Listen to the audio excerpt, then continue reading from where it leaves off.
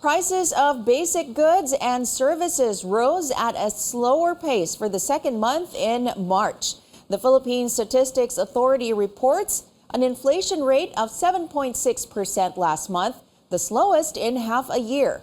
The milder increase in prices of food and non-alcoholic drinks, transport, and household utilities drove the deceleration in March. Let's get the thoughts of RCBC Chief Economist Michael Ricafort. Michael, good evening and welcome to the program. Hi, good evening, Menchu, and to your viewers. All right, so inflation not only eased for the second month in a row this March, it also slid to its lowest in half a year. So does this mean surging prices are set to go down for good? Well, yeah, because of the high base effects, mathematically, because inflation is reckoned as change from a year ago. So that's March of this year versus March of last year. So the increase in price was 7.6%. Well, it looks like that January was already the peak at 8.7%. That's the fastest in 14 years. That it slowed down a bit in February at 8.6%. And then the current, the latest one at 7.6%. And going forward, how does it look like? Because of the high base effects, for the coming months, we may see, for the second quarter, possibly between 6 to 7% levels. In the third quarter, around 5% levels. And finally, in the fourth quarter, especially starting October, we may see already 4% or even lower. The range is 3 to 4% in the fourth quarter. That's already within the BSB's target range of 2 to 4%. So, yeah, because first, there are many reasons. We have seen already the worst in terms of higher food prices because of weather conditions have improved. We're now moving towards the dry season or the summer season. So it means there would be more planting, more harvests in the coming weeks and months, as compared to late last year when there were storm damage, especially in the fourth quarter and into January. That also includes the shear line that hit parts of Visayas and Mindanao. So that's number one, because food accounts for the biggest share of the inflation basket at almost 40%. So it's very important to have, if there's more food supply because of better weather conditions, so it could lead to lower food prices. For instance, onion prices have dramatically gone down already. And also, other intervention measures help, like some targeted and limited importation for the likes of onions in January, and also for sugar. And also the 1-year extension of lower import tariffs for the likes of rice, corn, meat, and so on. However, there are still upsetting factors, though. We have seen increased cases of African swine fever, especially in southern Philippines, some parts of the Visayas. Previously, they were not hit, so that would mean, of course, lower supply of pork and higher prices. So that would be mitigated by importation. All right. And also, some potential increase in rice prices. So there's a lot of different factors. But does the recent inflation slowdown mean that the Bangko Sentral ng Pilipinas has some room to pause its rate hiking cycle? Oh yes, definitely. That's bottom line because we have seen some month-on-month contraction or decline in prices by 0.2%, and that has been signaled earlier. If that would be the case, there's a room to, or some possibility to pause. But of course, given external factors, another externality would be the next Fed rate decision, the decision by the U.S. Central Bank or the Federal Reserve. The next meeting is on May 3. So far, the markets have been pricing in the possible hike of 25 basis points or 0.25. And it's a toss-up.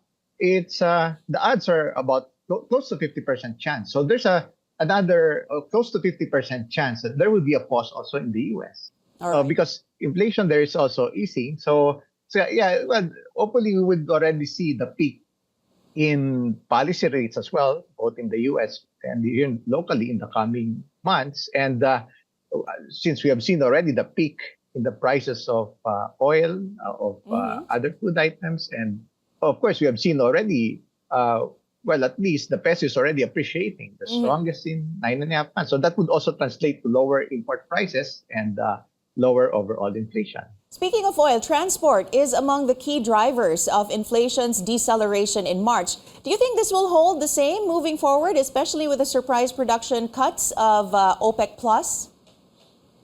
Well, actually, the move by OPEC Plus is a defensive mode in the sense Mm-hmm. that because just third week of March, we saw a sharp decline in global oil prices. It reached as low as $64 per barrel. Uh, it started the year at around $80.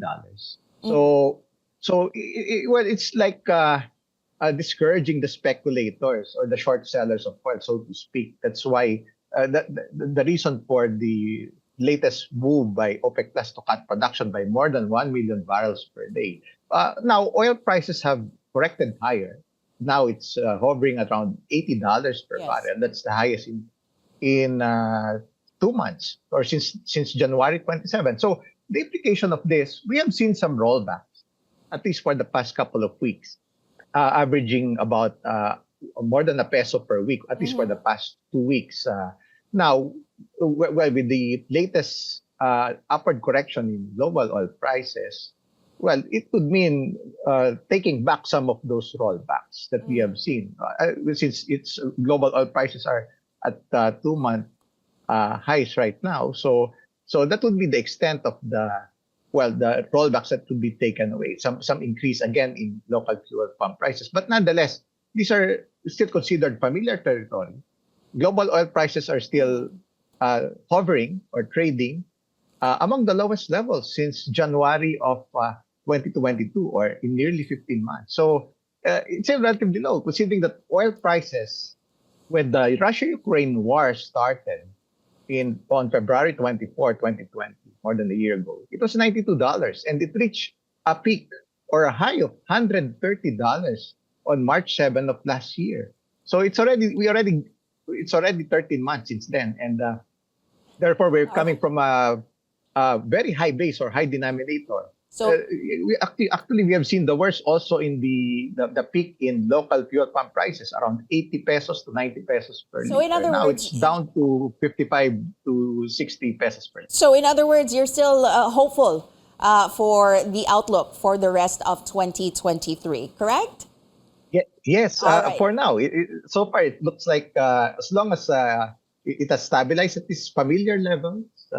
Actually, this is just the average, the $80. That's the average since October. So it won't be. It's not a concern yet. So it would still put the easing or the declining trend on year-on-year inflation on track for the rest of All the year. right. So, despite the cooler inflation, in March, the year to date figure is still above the government's target band. So, what measures must the government take to bring down prices, especially on the supply side? Well, now it's really improving increasing the supplies.